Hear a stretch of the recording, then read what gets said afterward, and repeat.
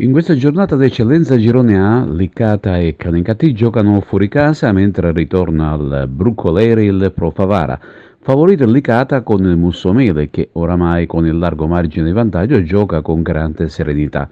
Più impegnativa la trasferta del Canicattì che affronterà il Caccamo. Per quanto riguarda il Pro Favara si la vedrà fuori casa in casa, scusate, con il CUS Palermo. A 5 turni dalla conclusione del campionato per la promozione diretta in eccellenza, stiamo parlando di promozione, e ancora tutto da decidere. Le due battistrada, Oratorio San Ciro e Giorgio e Don Carlo Misilmeni, avranno scontri i cui esiti si risultano piuttosto imprevedibili.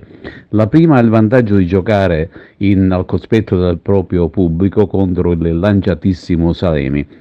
La seconda sarà ospite dell'Esteneto con l'Olimpica Acre se dall'esito di questi incontri la classifica potrebbe mutare ed indicare la nuova leader. Derby tra disperate al Salaci dove Camarat e Libertas si giocano una buona fetta di salvezza e stessa cosa vale per il Gattopardo che ospita il Cinque Torre Folgore.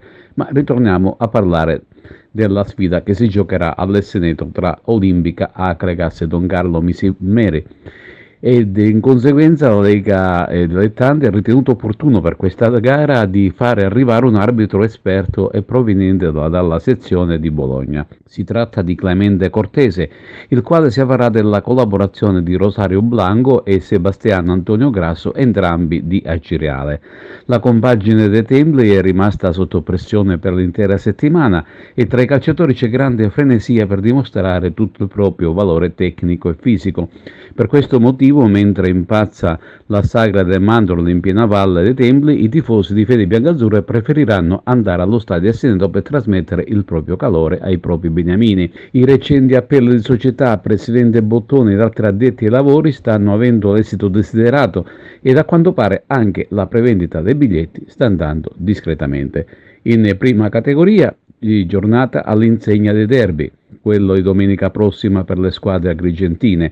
Si inizia con Atletico Gemini con la compagine di casa che parte favorita, mentre Ravanusa ospita l'Empedoclina dal pronostico incerto ed imprevedibile.